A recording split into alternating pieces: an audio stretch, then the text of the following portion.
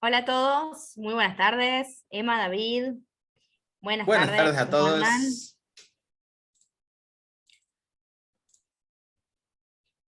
Muy bien. Vamos a conectar con Facebook. Bueno, a ver, chicos, ¿de qué vamos a hablar el día de hoy? Bueno, por mi parte vamos a continuar con la tercera y última parte de esta presentación de contactores y motores. Vamos a ver unos cuantos circuitos de automatización básica con contactores. Y bueno, esto sigue, en realidad esta es la tercera parte de esta presentación, pero va a haber un webinar de preguntas, después lo estaremos comentando.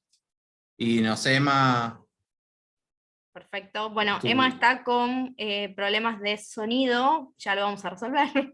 Pero bueno, Emma nos va a mostrar el día de hoy un tutorial acerca de la nueva línea de gabinetes metálicos de Rocker, la línea C10, y nos va a mostrar cómo se ensamblan las distintas partes y componentes del gabinete metálico. Así que, David, Buenísimo. cuando quieras. ¿Cómo no? Estamos entonces, decíamos que esta es la parte de 3 de esta serie de contactores y motores. Si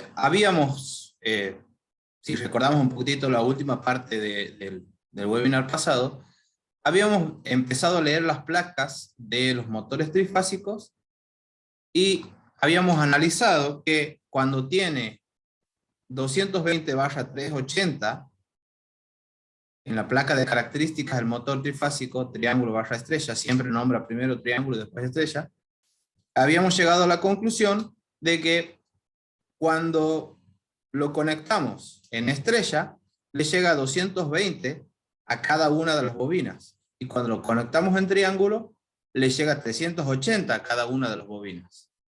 El tema es que si lo conectamos en triángulo, eh, estamos superando la tensión máxima para la que está hecho, que es esta.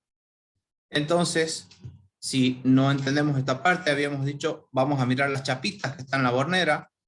Si está puesto así, es porque esto es el centro de estrella. Si están así paralelas, es porque está en triángulo. Entonces decíamos, si conectamos de esta manera a este tipo de motores, está todo perfecto, lo conectamos en estrella a una red 3x380, tal vez en otro país sí se lo puede conectar en triángulo a este mismo motor, o en otra red, o en alguna aplicación particular. Pero normalmente en Argentina, una red 3x380, que es la normal, eh, lo tenemos que conectar en estrella al que diga esto en la placa, porque si lo conectamos en triángulo, estamos superando la tensión para la cual están hechos los bobinados. Eso era en cuanto a estrella versus triángulo. Ahora, estrella-triángulo también a uno le suena siempre y quiere entender que hay determinados motores que son aptos para un arranque denominado estrella-triángulo. ¿Sí? Porque primero lo arrancamos en estrella y después lo pasamos a triángulo. ¿Y cómo hacemos eso? ¿Cómo me doy cuenta que un motor es apto para estrella-triángulo? Bueno, esto que les venía mostrando en el webinar pasado y ahora, el que dice 220/380, son motores en general pequeños, motores trifásicos de hasta 3 HP, 4 HP como máximo, suelen venir así para que uno lo ponga de manera directa. Y los motores que son un poquitito más grandes suelen venir con la posibilidad de conectarlos en estrella-triángulo. ¿Cómo sé que un motor es apto para conexión estrella-triángulo en la red de Argentina? Tiene que cumplir dos condiciones simultáneamente. Primero que debo disponer de los 6 extremos, 2 por bobinado, o sea, las 6 puntas tengo que verlas, porque hay motores, por ejemplo, en donde no tengo una bornera, sino que se meten los 3 cables a la carcasa y está hecha la estrella ahí adentro. No tengo posibilidad de cambiar el modo de conexión. Entonces, si ese tipo de motor, obviamente no lo voy a poder hacer en estrella triángulo.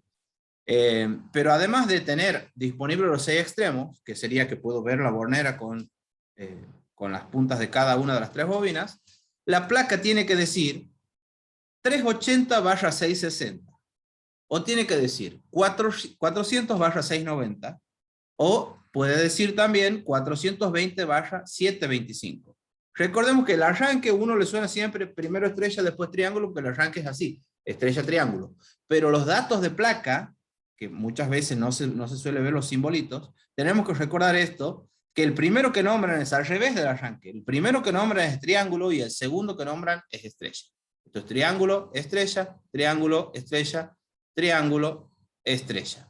Triángulo barra estrella siempre es la tensión informada en las placas. ¿Qué significa este tipo de conexión? Que si lo conectamos en triángulo, por ejemplo, vamos a tomar este, si lo conectamos en triángulo a una red de 3 por 380, le llega, por supuesto, la diferencia de potencia entre dos fases, a cada uno de los bobinados le va a llegar 380 volts, y no va a pasar nada, no se va a quemar como los anteriores, porque está hecho para que en triángulo lo conecte a 380. ¿Y qué hemos aprendido también la vez pasada? Que si conectamos algo en estrella se forma un neutro artificial y que me daba una tensión aquí que se llama, en cada bobinado, una tensión de fase, que es la tensión de línea dividido raíz cuadrada de 3. Cuando me dice 660 aquí, lo que me está queriendo decir aquí el fabricante es que lo puedo poner a someter a una red máximo de 660 volts de diferencia de potencial entre dos fases. Por ejemplo, una aplicación especial de minería puede tener esto. No recuerdo que país nórdico también tiene esto. No es imposible. Esto es lo normal. Pero puedo tener 660 volts entre dos fases. No es imposible. En el caso que tenga 660 volts entre dos fases, ¿qué siente, entre comillas, cada bobinado? Siente 660 dividido raíz cuadrada de 3. O dividido 1,73. Eso da 380. Por lo tanto, este motor siente 380 volts cada bobinado, por eso lo puedo conectar en 660 en estrella, porque siente 380 volts y está hecho para estar sometido a una tensión máxima de 380 volts, entonces no se va a quemar. Ahora, me dirán ustedes, bueno, pero yo no lo conecto en la normalidad, no lo conecto a una red de 660 volts a este motor. Está bien, esas son las condiciones y esto es lo que significa. Pero nosotros no lo conectamos a una red de 660 volts. No es esta la relación que hay de tensiones. Lo que hacemos es conectar a una red 3 por 380, primero en estrella y después en triángulo. ¿Cómo van a ser en la práctica las tensiones que va a sentir un motor que tenga esto en la placa y lo conecte en formato o en función o en configuración estrella-triángulo? Las tensiones que va a sentir en triángulo, obviamente va a ser, cada bobinado va a estar sometido a la diferencia de potencia entre dos fases, entonces va a sentir 380 volts. ¿Sí? Ahora, aquí se ha quedado colgado un cartelito.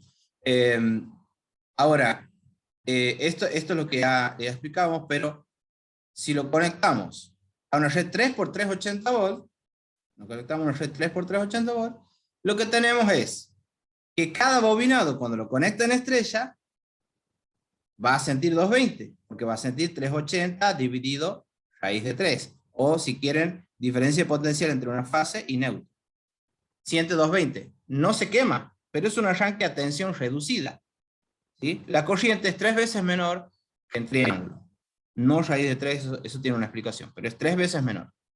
La cuestión es que cuando tengo tensión reducida, ¿qué me decía la placa? La placa me decía, por ejemplo, la placa me dice que en estrella tiene que llegarle 380 para que tenga su potencia máxima este motor. Pero resulta que si lo conecto en estrella a una red 3 por 380, le llega a 220. Le llega una tensión menor a la que necesita para funcionar a pleno. Por lo tanto, si bien no se quema, no toma su potencia, digamos, máximo. Entonces, arranca a tensión reducida, la corriente es 3 veces menor que en triángulo. Entonces, se hace en el circuito una conmutación, que ya vamos a ver más o menos cómo se hace, de tal manera que después de un tiempo, cuando llega a un 90% de su velocidad máxima al motor, más o menos, en ese momento se produce una conmutación mediante contactores que hacen la función de las chapitas esas que veníamos viendo.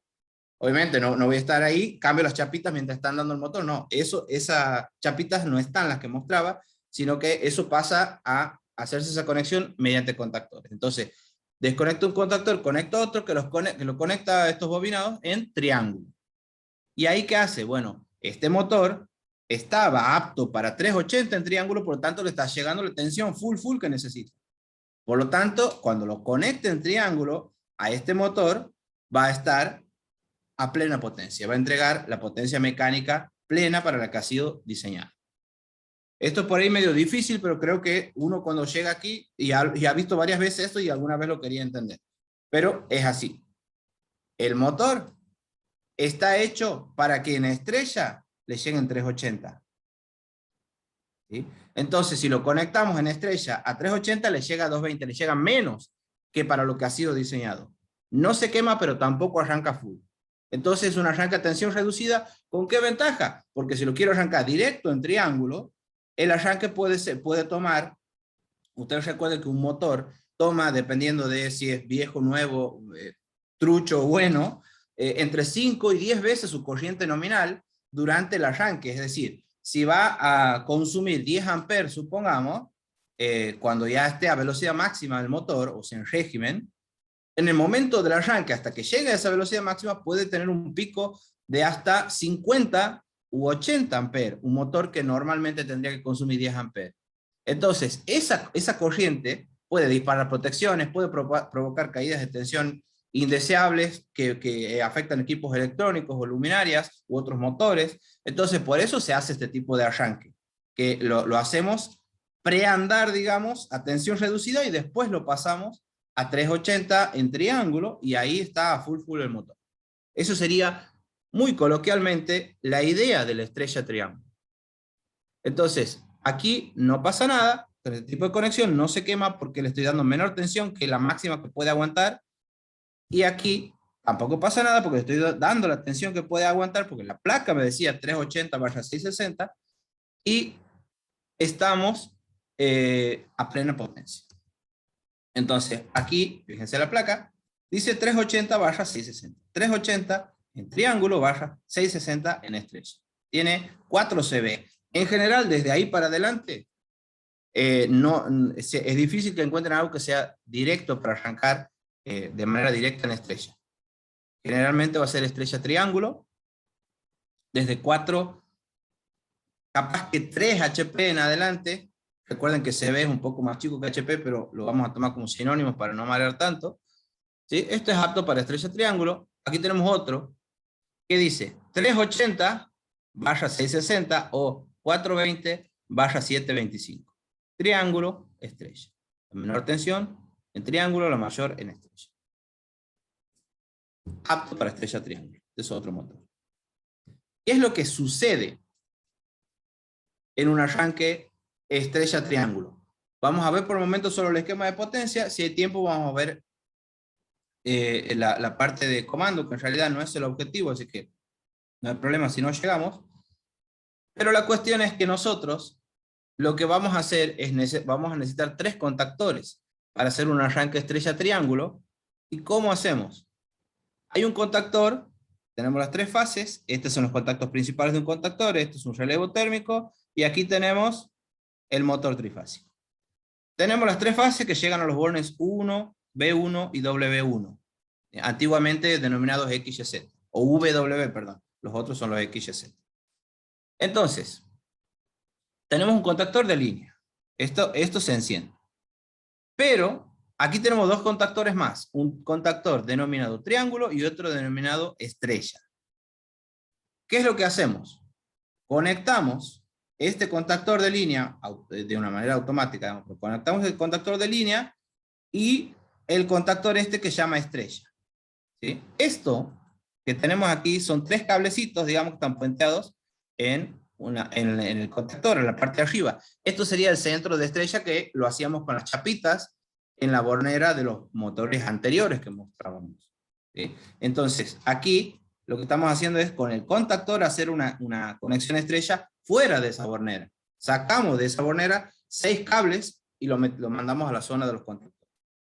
Entonces, estrella, pasa un tiempo, hay un contacto temporizado que después de un determinado tiempo, según lo que dure el arranque, que puede ser pesado o no, conmuta unos contactos que hacen que este contactor estrella se desconecte y se conecte este contactor triángulo. ¿Qué hace el contactor triángulo? Ni más ni menos que las 3 chapitas en paralelo que teníamos en fotos anteriores.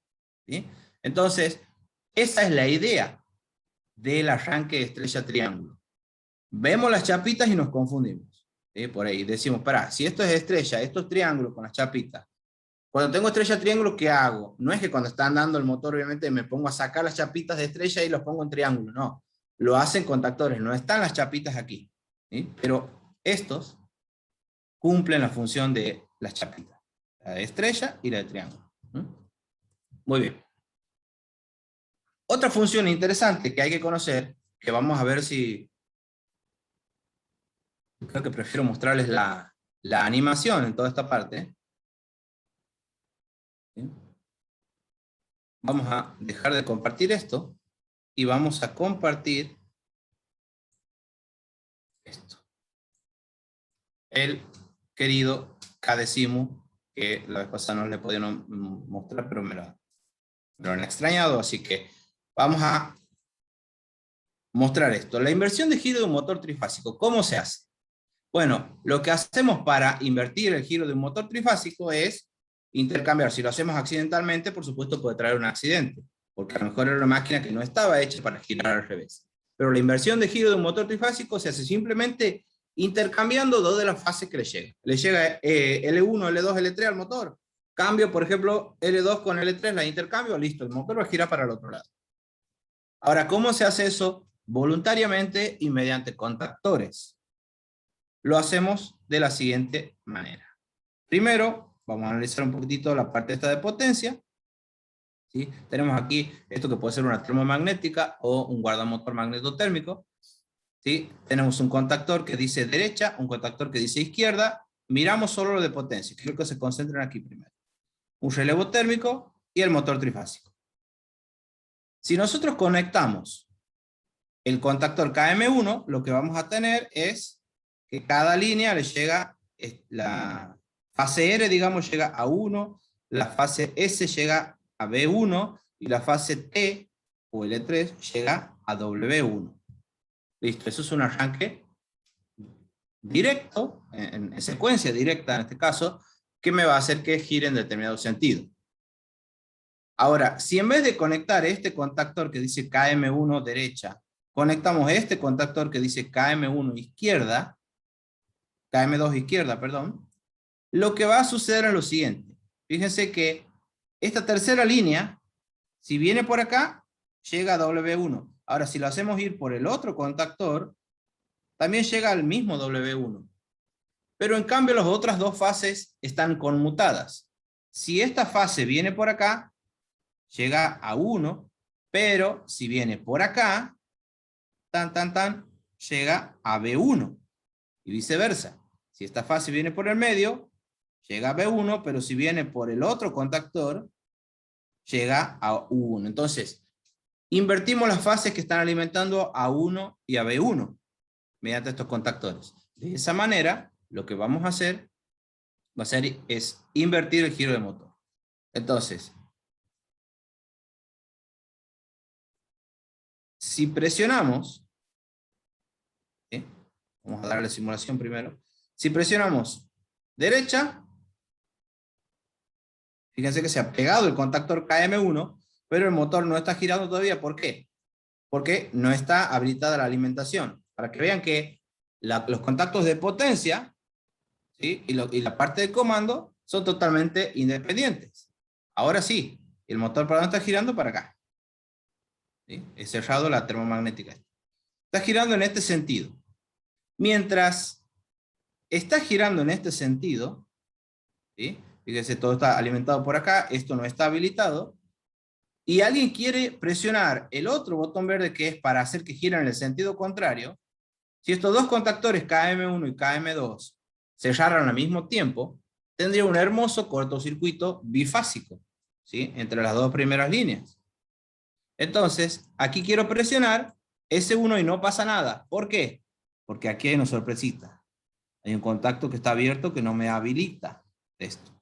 Vamos a ver, ¿cómo hago para hacerlo girar al otro sentido? Primero tengo que apagar con el botón rojo, con el pulsador normal cerrado rojo, y recién presiono izquierda ¿sí? Presión izquierda. Y ahí tenemos por el otro lado, y fíjense que el motor está girando en sentido contrario. Tenemos el KM2 habilitado y el KM1 no. Ahora quiero presionar esto y no pasa nada, ¿sí? Entonces, ¿por qué presiono una sola vez y queda? Porque aquí hemos utilizado la función conocida como autorretención o autoalimentación, que implica que yo presiono una sola vez un botón normalmente abierto, y por más que después se desconecta, ya se autoalimenta por otro lado, que es el 1314 de ese mismo contactor. El KM1 tiene un normalmente abierto, que se cierra cuando presiono el botón verde, y cuando lo suelto se abre el botón verde y se autoalimenta por acá. Bien, ahora, esa función se llama autoalimentación o autorretención. Está mal, o mejor dicho, desde mi opinión, no hay que decirle autoenclavamiento, porque la palabra enclavamiento refiere a otra cosa, que también está en este circuito. Vamos a apagarlo. ¿Por qué no puedo yo? Fíjense, el contactor, la bobina del contactor KM1 está en serie con un normal cerrado de KM2, o sea, del contrario. Y la bobina de KM2 está en serie con un normal cerrado de KM1. ¿Esto qué implica? Implica lo siguiente, que cuando está habilitado KM1, el normal cerrado de KM1 se abre. Por lo tanto, puedo hacer lo que quiera aquí y no le va a llegar tensión a la bobina de KM2. Es decir, esto que acabo de hacer me impide que yo pueda prender los dos contactores al mismo tiempo, porque también sucede a la inversa. Si habilito en el momento que se habilita KM2, su contacto auxiliar normal abierto KM2, que está en serie con KM1, hace que, por más que presione el botón verde para habilitar el otro contactor, no le llega tensión a la bobina de ese otro contactor, ¿sí? Porque aquí está abierto. Entonces, cuando yo pongo el normal cerrado, el auxiliar normal cerrado, asociado a un contactor, en serie con la bobina de otro contactor, mientras esté habilitado el dueño del normal cerrado ese, no va a poder prender el otro contactor y viceversa. Esa función se llama enclavamiento, ¿sí? La imposibilidad de encender dos contactores al mismo tiempo se llama enclavamiento, ¿sí? Entonces, ese enclavamiento es una cosa. Por eso a la otra función, a la de autoalimentación, no me gusta decirle enclavamiento, mejor dicho, autoenclavamiento. Algunos dicen enclavamiento o autoenclavamiento. No, es otra cosa el enclavamiento. El enclavamiento es cuando no puedo prender dos contactores al mismo tiempo. En este caso, lo que les acabo de mostrar es un enclavamiento eléctrico, porque lo hago mediante contactos eléctricos. Pero muchas veces, para aumentar la seguridad, se prefiere hacer, además del enclavamiento eléctrico, que aquí no pueda encender KM2 porque está prendido KM1 y voy a tener un cortocircuito si los prendo al mismo tiempo. Además de esto, de este enclavamiento eléctrico, existe algo llamado enclavamiento mecánico. Es un aparatito, digamos, que se compra y se encastra entre los dos contactores y hace que mecánicamente no pueda bajarlo. Porque yo aquí, todo muy lindo, hago el enclavamiento eléctrico, pero el contactor al frente tiene una especie de H que cuando lo presiono, es típico hacer eso cuando no sabemos en un tablero de automatización si el problema está en el comando o en la potencia. Vamos probando la potencia y metemos un destornillador y a veces de manera forzada y provocando accidentes. Se hace mucho eso. Se presiona ese contactor a la fuerza por más que el comando no haya dado la orden de que se encienda ese contactor. Entonces, por ese tipo de cosas, por ejemplo aquí, yo tengo la imposibilidad eléctrica de encender pero si alguien viene y a KM1 le mete la mano, digamos, le mete un destornillador y hace cerrar los contactos, provoca el cortocircuito igual. Entonces, para eso existe el enclavamiento mecánico, además del eléctrico, ¿sí? No siempre se usan los dos juntos, pero en general lo usual es hacer el eléctrico o el eléctrico y el mecánico, ¿sí? Esta sería la función de enclavamiento, pero esto por supuesto después en el PDF lo voy a pasar paso por paso, cómo son las líneas, por dónde se van alimentando y todo lo que va sucediendo. Otra cosa que creo que la que sigue es otra función, digamos, antes de ir y volver de la diapositiva. Otra función útil es más cotidiana todavía, es hacer el comando de una bomba de agua, ¿sí? De una bomba de agua, con un tanque de reserva, un tanque elevado, que es el que está arriba, y un tanque cisterna, que es el que está abajo. Entonces, hay un flotante arriba que le avisa a la bomba, le avisa cuando el tanque de arriba se está quedando sin agua y da la orden de que arranque la bomba. Y una vez que llega a cierto nivel, el flotante que está arriba le avisa a la bomba que se tiene que apagar para que no rebase el tanque. ¿Sí? Eso sería el flotante de arriba del tanque. Tanque o tanque elevado. En cambio, el tanque que está abajo, que se llama cisterna, ¿sí? El tanque que está abajo tiene otro mecanismo flotante que está ahí por si se queda sin agua el de abajo, así no chupe aire, como decimos la bomba. Si el tanque de abajo se queda sin agua, por más que de arriba le pidan, no tiene que encenderse la bomba. ¿Sí? Entonces ese es el flotante que se llama cisterna, es el que está abajo. Y el flotante este que se llama tanque es el que está arriba. Esto sería la idea. En este caso es una bomba trifásica, la parte de comando no cambiaría nada, la parte de potencia cambiaría si fuera monofásico con el puente que le hacemos al relé térmico para motores monofásicos, como lo he mostrado la vez pasada. Entonces, este tiene además una llave selectora, 102, tac, tac, tac, que me da la posibilidad de que lo arranquen directo a la bomba sin que el tanque de arriba me esté pidiendo. Y me da la posibilidad de que lo ponga en modo cero, así no se prenda por ningún motivo la bomba, en el medio, y me da la posibilidad, si esto lo muevo para acá, a que me quede en modo automático, entonces pida agua desde arriba, hace que se encienda la bomba. ¿Cuál es el detalle aquí? Que este es un cable, hagan de cuenta, uno de los dos cables, digamos, de alimentación. Este es un cable y este es otro cable. Estos salen de un transformador que en la entrada tiene 220 y en la salida 24 volts. ¿Por qué? Porque no puedo poner en los tanques, en los flotantes, no puedo poner 220. Parece una cosa lógica. ¿Sí? Hemos hablado que el contactor tiene posibilidad de tener bobinas de distintas tensiones. Bueno, una posibilidad es que la bobina del contactor que está manejando esta bomba tenga 200, sea de 24 volts de comando.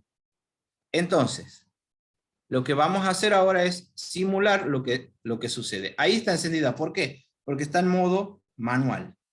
Tenemos aquí el famoso contacto 95-96 normal cerrado del relevo térmico que les mostraba la otra vez. ¿Sí? Pasamos derecho, hay continuidad porque la cisterna está avisando que no está, el flotante que está abajo, dice no está vacío, así que siga pidiendo nomás. La llave selectora está dando continuidad para este lado y encendemos la bobina KM1. Esta bobina es una bobina de 24 volts. Enciende a este contactor que está trabajando a 380. Comando es una cosa, potencia es otra.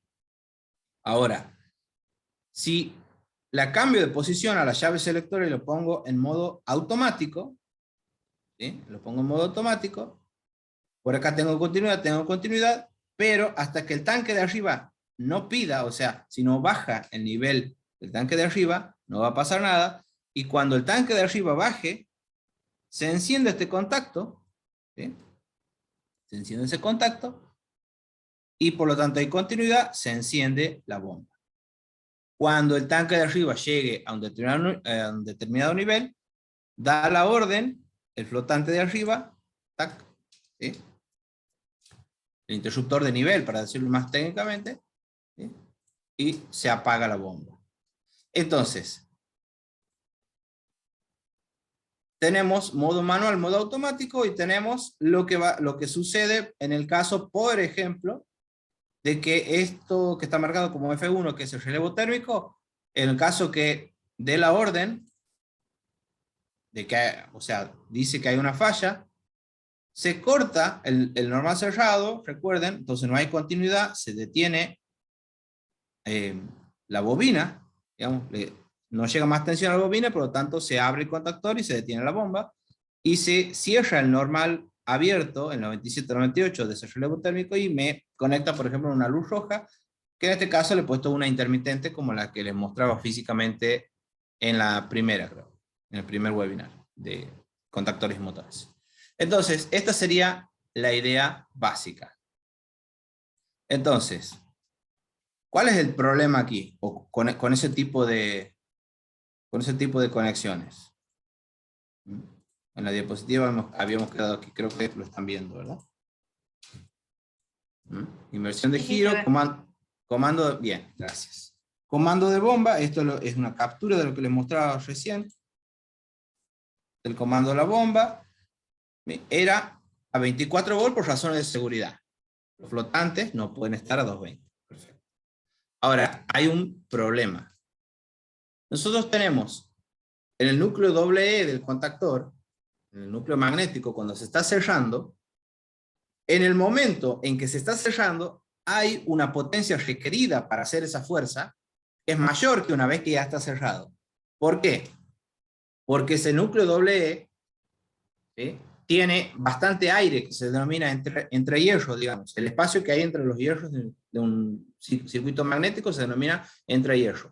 Entonces, cuando está abierto es un camino de mayor reluctancia magnética, decimos. O sea, la reluctancia magnética sería como lo que es la resistencia para el pasaje de la corriente eléctrica, la reluctancia es para el pasaje del campo magnético. Entonces, está muy abierto el núcleo doble E, y entonces necesita mucha fuerza para cerrarse. Una vez que se cierra, ya está más tranquilo, ¿sí?, tiene menor reluctancia, y por lo tanto necesita menos potencia, ¿sí?, el circuito de la bobina para mantener cerrado el núcleo doble E y por lo tanto cerrados los contactos principales también. Entonces, los fabricantes dan los datos de cuánto se necesita. En el llamado, se le denomina llamado el momento en que empieza a cerrarse el núcleo del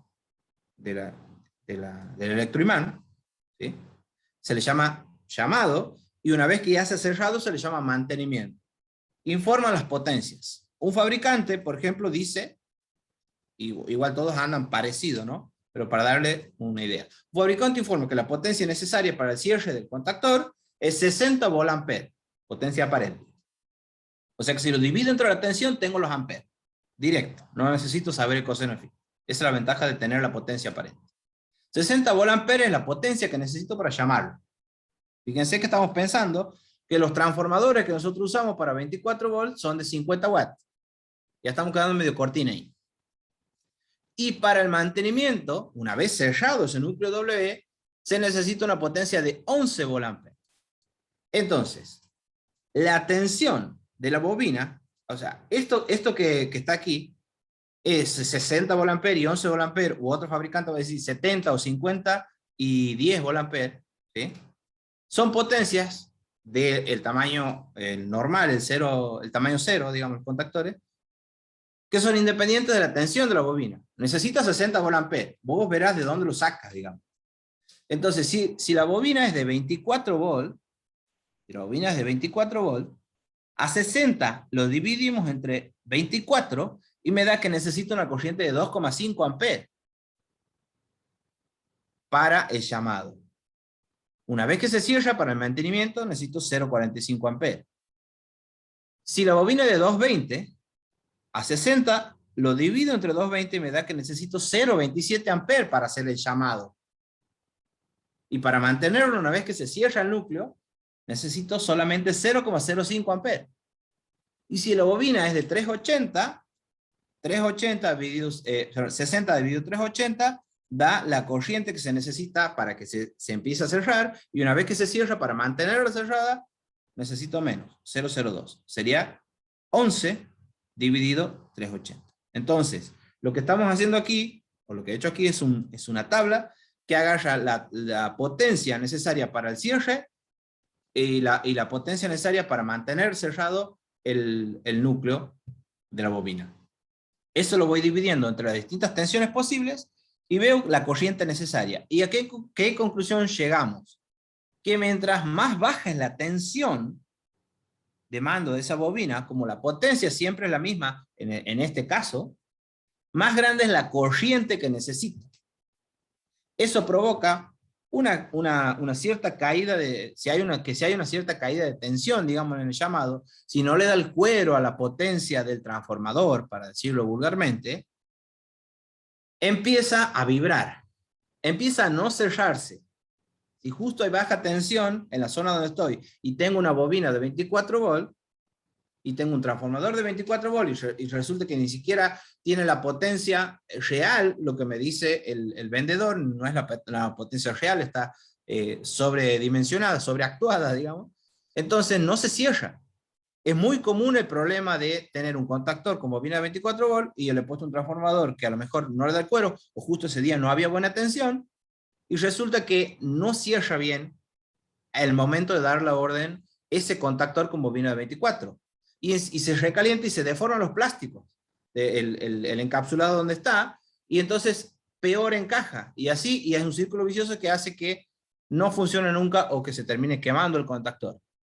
Entonces, si bien por razones de seguridad al comando hay que hacerlo con 24 volts, tener un contactor que tenga bobina de 24 volts trae todos estos inconvenientes que le estoy mencionando.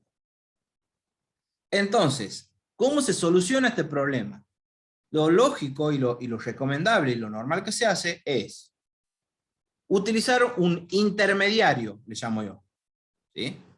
Alguien que lo pueda manejar con 24 volts, pero que no necesite tanta potencia como un contactor, ¿sí? Y que ese alguien le dé la orden al contactor con bobina de 220 directamente, así la corriente que necesito para manejarlo es pequeña, no grande. Entonces, ese intermediario que se pone para este mismo comando que yo les decía 24, se llama relé auxiliar. El relé auxiliar, no va a haber mucho tiempo de explayarnos mucho, digamos. Hagan de cuenta que es un mini contactor. O sea, si alguien sabe lo que es el relé, bueno, siempre explico esto. El contactor es como un relé con anabólicos. O sea, maneja por ahí potencia un poco pequeña y los contactos son de una manera especial porque tiene, en vez de tener un normal abierto y un normal cerrado, tiene algo que es una entrada común y una salida normal abierta y una salida normal cerrada. Es lo mismo. Y la bobina puede ser de continua, de alterna, de 220, de 24 volts de alterna, como en este caso. Es el que vamos a usar. Esta bobinita, para cerrar, la potencia necesaria para cerrar este relé es, pero ínfima. No tiene nada que ver con la corriente que necesito para cerrar el contactor de 24 volts. Entonces, la bobina de 24 volts, la parte de comando por seguridad de los tanques 24 volts, lo que van a hacer es manejar este relé. Y este relé va a manejar el contactor que maneja la bomba. Es un intermediario, ¿sí? De tal manera que yo pueda tener un contactor con bobina 220 en vez de 24, y a la vez puedo tener el comando a 24. Este es el intermediario que me permite eso. Sería algo así. Si quieren, lo muestro en la simulación, pero sería algo así. Tenemos la parte de potencia no cambia, tiene un contactor con bobina de 220, ¿sí? ¿Y cómo se maneja? Con un contactor con bobina de 220. No cambia, me refiero al esquema, ¿no? Pero era 24 primero la bobina del contactor, ahora es 220. Entonces, exactamente el mismo esquema de conexión que teníamos antes, ¿sí? El mismo esquema de conexión que teníamos antes, en vez de tener aquí el órgano de mando, en vez de tener aquí la bobina del contactor, tenemos la bobina del relé. Ahí donde estaba la bobina del contactor, esquemáticamente, ahí ponemos el relé. Ese relé lo que va a hacer maneja una serie de contactos manejados por un electroimán, igual que un contactor es. La lógica es la misma. Entonces, ese relé lo que va a hacer es manejarse con 24 volts, pero los contactos le puedo dar otra tensión. Por ejemplo, este contacto es del relé KA1, es como se simbolizan los relés auxiliares. En vez de KM, que es a los contactores, se le llama KA a los relés. Esta es la bobina de mando de ese relé auxiliar, y este es un contacto normal abierto de ese auxiliar. Entonces, cuando aquí se da la orden, se cierra este. Al cerrarse este, le llega 220 a la bobina del contactor. Al llegar a 220 a la bobina del contactor, se cierran sus contactos principales y se enciende la bomba. Entonces, no tengo los problemas de caída de tensión y de gran potencia necesaria para el contactor con bobina de 24, porque ahora el comando a la bobina lo tengo con relé de 24 y el contactor es de 220, su bobina, no es de 24 ya. Pero a su vez sigo teniendo los flotantes, ¿sí? Los interruptores de nivel en la cisterna y el tanque a 24 volts. Esto sale de un transformador. Tengo dos partes bien diferenciadas de la parte de comando. Vamos a ver, vamos a ver la simulación. Vamos a buscar la simulación de esto que les acabo de mencionar. Y fíjense. Esta parte no nos interesa tanto. Parte de potencia. Ahora estamos en modo manual, por eso se prende directamente. Vamos a ponerlo en modo automático. Fíjense. Tenemos un contactor con bobina 220 que es el que maneja la bomba. Se maneja a su vez con este relé auxiliar. ¿Y quién maneja este relé auxiliar? 24 volts que están en la parte de comando. Cuando el tanque pide, se activa el relé auxiliar. El relé auxiliar activa a la bobina del contactor de 220. La bobina es de 220. Eso hace que se cierren sus contactos principales y se enciende la bomba. Cuando el tanque de arriba deje de pedir, se apaga la bomba. Si está pidiendo y queda vacío el tanque de abajo, se apaga la bomba. Entonces, esa es la idea básica que quiero que se lleven hoy. Es una de las tantas cosas que se pueden hacer cuando uno conoce la automatización básica con relés y contactores. ¿Sí? Tenemos una seguridad, por un lado, a 24 volts, pero tenemos una funcionalidad. No tengo problemas, si tengo problemas de caída de tensión, no conviene un contactor con bobina de 24. Suele traer problemas. Conviene usar un relé auxiliar como intermediario y al contactor ponerlo con bobina de 220 volts. Creo que estamos en hora ya, no sé si hay tiempo para unas preguntas o qué más de su parte y después hacemos las preguntas. Sí, hacemos las preguntas al final mejor. Perfecto. ¿Emma? Bien. ¿Se me escucha bien a mí? Perfecto. Bárbaro. Un segundo. Bueno, voy a. No comparto la cámara porque como no me van a ver, así que voy directamente a compartir pantalla. Un segundito. Y.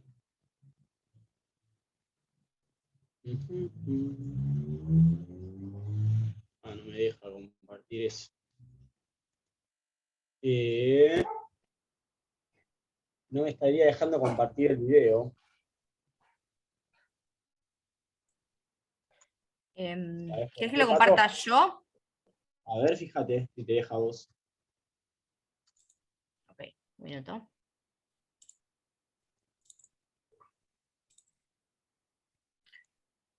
Eh,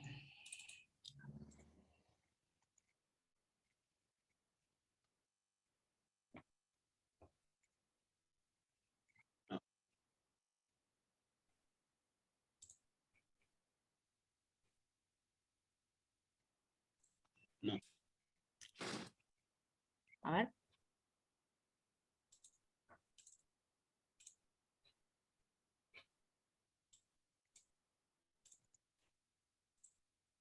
Dice que estás por compartir pantalla. Sí, pero no. A ver, sacame. Ok. ¿Ahí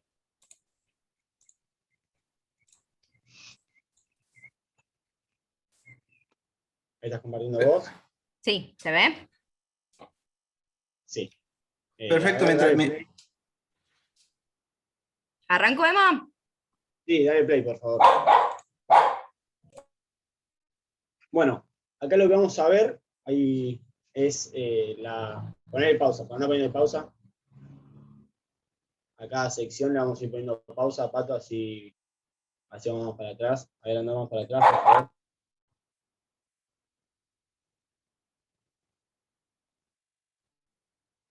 Pato, ahí está. Un poquito más. Bueno, hoy lo que vamos a ver son o sea, es el armado del gabinete metálico. Un poco lo que le habíamos adelantado la semana pasada. Ahí lo que estamos haciendo, bueno, es presentar todas las partes y accesorios sobre la mesa. Ahí dale play. Vamos a ir viendo todo, ahora vamos a ir enumerando cada una de las cosas. Bueno, ahí nomás. En la etiqueta arriba a la izquierda, lo que ven, bueno, ahí ya estamos viendo el gabinete completo con todas sus piezas. Ahora lo vamos a abrir y van a ver cómo viene el gabinete. Lo que ustedes van a ver a la derecha son todos accesorios.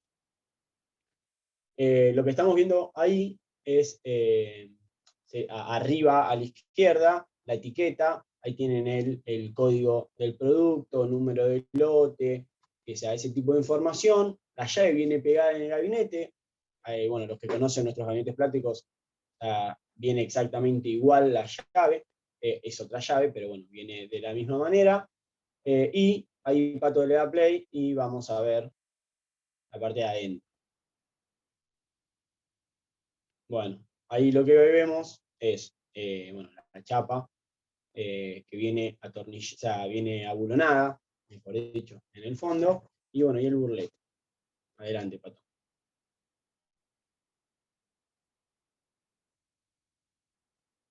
Ahí estamos, bueno, ahí vamos viendo la llave, la chapa, los frentines, y ahí lo que está marcando son, bueno, es un gabinete con tapa ciega, bueno, cerradura, frentines, que ya lo vimos, y luego los accesorios, que serían el contrafrente, en este caso calados, serían los que están abajo, al medio, también en color gris, tenemos las carátulas, que ahora vamos a ver para qué sirven y cómo se instalan.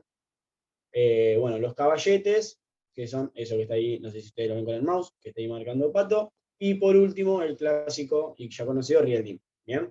Y todos sus respectivos tornillos para cada una de las cosas. Seguimos.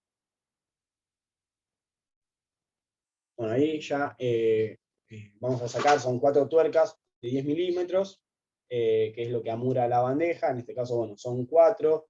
Van a ver que en la tapa y abajo, o sea, y en la chapa tienen para poder hacer la puesta a tierra.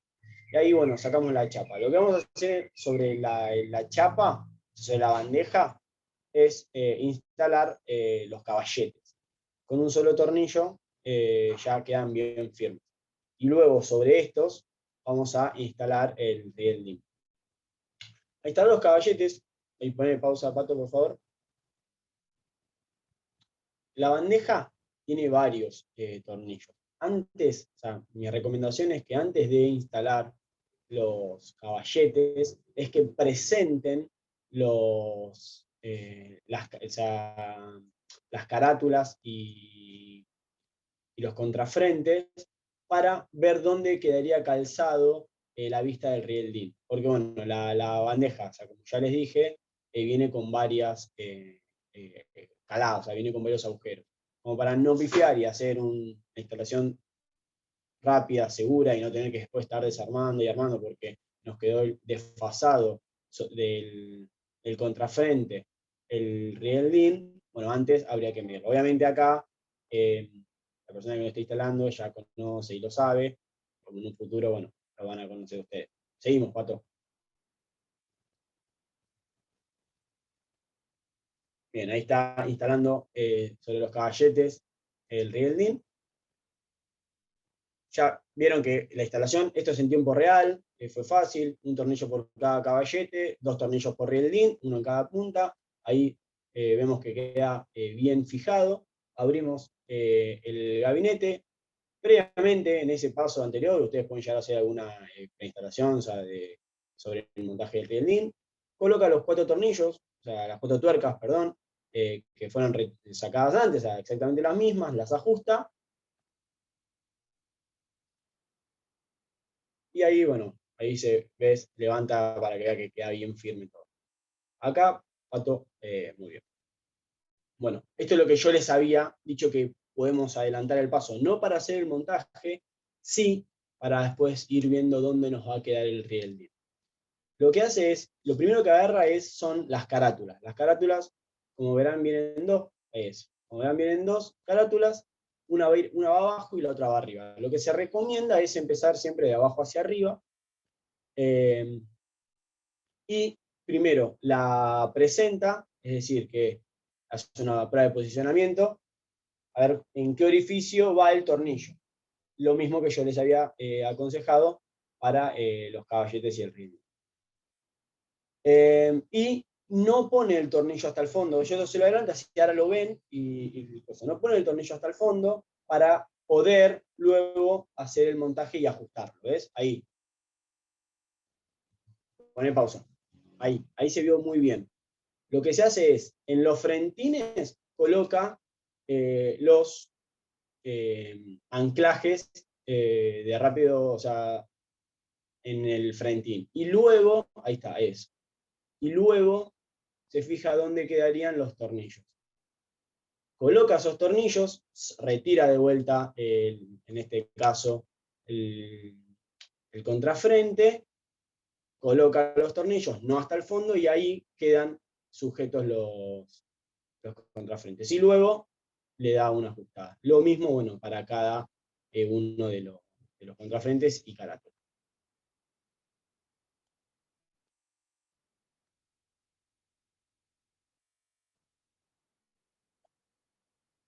En este caso tenemos contrafrentes parciales, van a ver que son, no es un contrafrente completo, ya que contamos con las carátulas y cada contrafrente. Podrían ser un contrafrente y calados, ¿no? Y podría a su vez ser un contrafrente ciego, es decir, tener un contrafrente calado donde solo se montaría un rieldín para poner, no sé, termomagnéticas y diferenciales, y tener otro contrafrente ciego, o podría ser un contrafrente completo. Bueno, ahí revisa y se ve que queda bien firme, y ahí terminaría la instalación. Como verán, la instalación, Pato, mostrame, son 2 minutos 30, haciéndolo de una manera muy sencilla. Ahora lo vamos a ver de vuelta, así lo ven sin parar el video, para que vean lo rápido que es armar en este caso un gabinete que llevaría 2 rielding. Ahí va. 2 minutos 30 es, todavía ya tenemos 13 segundos de solo muestreo, un poco más, 20.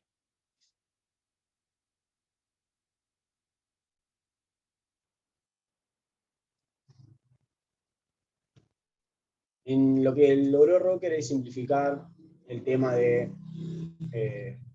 el montaje del rielding. Cada caballete va a corresponder a un tipo de profundidad distinto, para que sea un montaje seguro, que el rielding esté siempre a la misma altura. Van a ver que, bueno, ahí cada caballete lleva un solo tornillo, y luego tenemos también, bueno, un solo tornillo para el rielding. Hace el montaje del rielding. En gabinetes mucho más grandes, el rielding va montado sobre, ahí no me sale el nombre ahora, Portaelementos. portaelementos, ahí está. Va montado sobre un portaelemento para que tenga una mayor firmeza y mejor agarre, pero estamos hablando de gabinetes ya mucho más grandes, donde irían mayor cantidad de módulos. Ahí, bueno, nuevamente procede a poner las 4 tuercas de 10 milímetros, las ajusta, comprueba ahora de que el rielding está firme, está el rielding, la bandeja, con la tuerca y todo, y ahí va haciendo, va posicionando la carátula, luego los contrafrentes, bueno, en este caso, como ya les dije, parciales y calados, y va viendo, es ahí lo que hace primero, antes de poner el tornillo, es ver dónde iría el tornillo.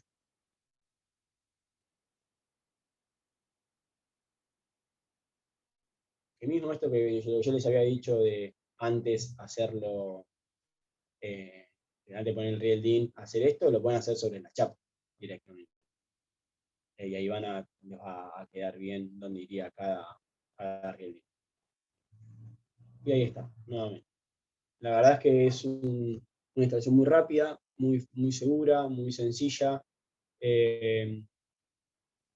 Se pensó y se trabajó mucho en poder facilitar la tarea del instalador, bueno, del tablerista, para que este trabajo sea lo más, por lo menos la parte del armado y desarmado del gabinete. Y obviamente después, lo que se le vaya a hacer la instalación adentro, va a depender siempre de cada uno y de cada instalación.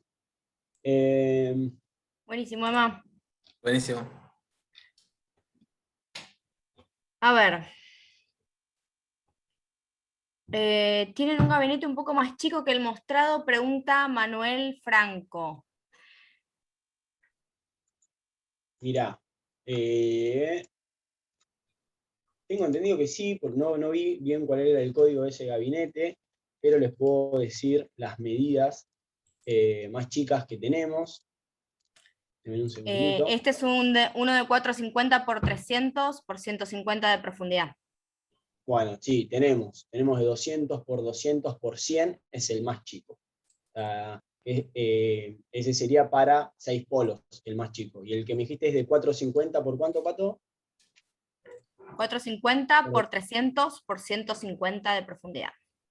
Bien, Con ese capacidad. son para 30 módulos. Ese es para 30 módulos.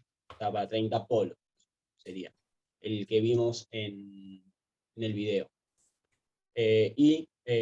Bueno, les adelanto, tenemos la medida más chica sería de 200 por 200, o sea, por 100 de profundo, pero las medidas en profundidad tenemos 100, 150, 225 y 300. Esas son las 4 profundidades que tenemos. Y después tenemos de lo que sería alto, 200, 250, 300, 450, 500, 600, 750, 900, 1050 y 1200. Esas serían todas las medidas de alto. Y el ancho va 200, 250, 300, 450, sí, perdón, 400, 450, 500, 600, 750, 900, esas serían las medidas de ancho. Obviamente va a ir variando y demás. Tengo entendido que en el webinar pasado, Pato les pasó el catálogo, y ahí van a poder corroborar todas, o sea, todas las medidas. En este caso, el código, tal vez a ustedes mucho no les incumba, pero también es un código muy fácil de recordar. También está todo en nuestra página web, rocker.com.ar. Pueden ingresar, descargar el catálogo y también chusmear todo lo nuevo que tenemos. Perfecto, Pato. ¿Otra pregunta? Bueno, hay más preguntitas, pero para David. A ver, David, vamos con un par. ¿Qué te Escucho. parece? Después Sí. ya el próximo, que va a ser el 2 de diciembre, en breve vamos a publicar para que ya se puedan inscribir. El 2 de diciembre vamos a hacer Preguntas un y respuestas. especial de preguntas de todo este tema para conversar acerca de todo, porque bueno, nos fuimos quedando un poco sin tiempo con todo esto. ¿Cuál es el tiempo en la práctica sugerido para que pase de estrella a triángulo? Bueno, eso depende de lo que esté moviendo, no solo del motor, sino de qué carga tenga en el eje. En general son segundos, no es que, o sea, recuerden lo que hablábamos de los relevos térmicos. Teníamos relevos térmicos clase 10, 20, 30, que es el segundo, son los segundos que en el pico me van a detectar como si fuese una sobrecarga. Entonces, en un arranque, como tengo un consumo grande, con un arranque mayor a 30 segundos, aquí tengo, por ejemplo, un temporizador para que se puede usar para estrecho triángulo, un modelo un poquito antiguo, pero va de 0 a 1 segundo a 30 segundos, por ejemplo. Esto se engancha en el contactor y cuando se cierra el contactor empieza a contar. Hay otros modelos que son electrónicos y demás. Pero 30 segundos es mucho, un minuto es un arranque pesadísimo. En general no lo vamos a hacer estrecho triángulo, sino con otros métodos electrónicos ahí.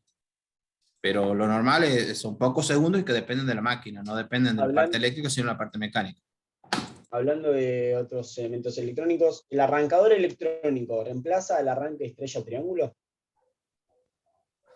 Bueno, los que venden arrancadores suaves, digamos, te dicen que no se usa más lo otro, pero sí, el estrella triángulo se usa, se ve muchísimo, incluso vienen para comprar. Y en la práctica, en las industrias, para decir no de primer nivel, uno sigue viendo un montón eso, e incluso arranques todavía más antiguos que la estrella triángulo, como el arranque por autotransformador, por ejemplo. Se usa todavía. Lo más eficiente y nuevo es el arranque suave.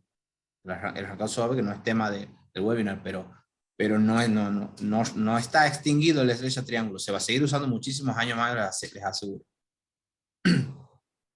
¿Alguna otra? Un segundo, que quiero repreguntar algo acá a Facundo Gandur, que pregunta si tenemos pensado comercializar repuestos de los tableros, ya que a veces se requiere un cambio y hay que comprar uno nuevo. Me gustaría que especifique qué tipo de repuestos y demás, en base de si son los contrafrentes, ya sean calados o ciegos, o enteros o parciales, o las carátulas, los caballetes, el rieldín o el portaelementos, todo eso sí lo van a ver que está el código y todo en nuestro catálogo.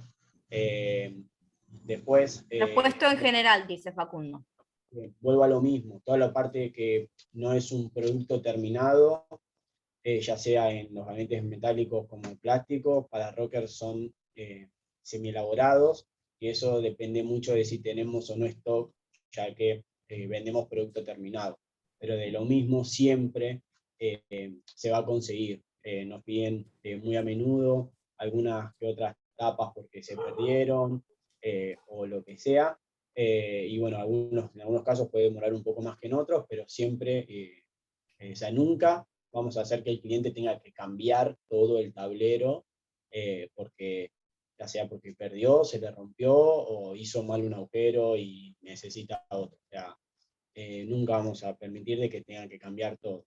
Así que, por lo pronto, le podría llegar a decir que sí. Habría que ver, obviamente, puntualmente, mejor dicho, a qué requiere. Buenísimo. Bueno, gracias, Emma. Bueno, gracias a Gracias. todos por participar. El próximo webinar entonces va a ser el 2 de diciembre. Probablemente entre viernes y lunes tengamos toda la información, así que estén atentos a nuestras redes sociales y a nuestra página web, rocker.com.ar. Importante, quienes están en Zoom les va a llegar de forma automática el correo con la presentación, y quienes están en Facebook, como siempre les pedimos que nos dejen en comentarios su email, así se los podemos enviar. Y rocker.com.ar/webinars pueden encontrar toda la información para inscribirse, y también ver los webinars anteriores y descargar material si es que a alguien no le llega el correo, que bueno, son cosas que puede pasar, a veces llega el spam y todo eso, entonces, bueno. Gracias, Emma, Perfecto. gracias, David, gracias a todos. Gracias. Buen fin de Chau, semana, chau. que sigan bien. Chau. ¿Cómo? Lo Chao. importante es que son los últimos webinars del año, el del 2. Sí. Sí. Así que bueno, los esperamos. Y se vienen cosas, Chau, se vienen chau. cosas Sí. interesantes. Gracias a todos. Chao, chao. Adiós.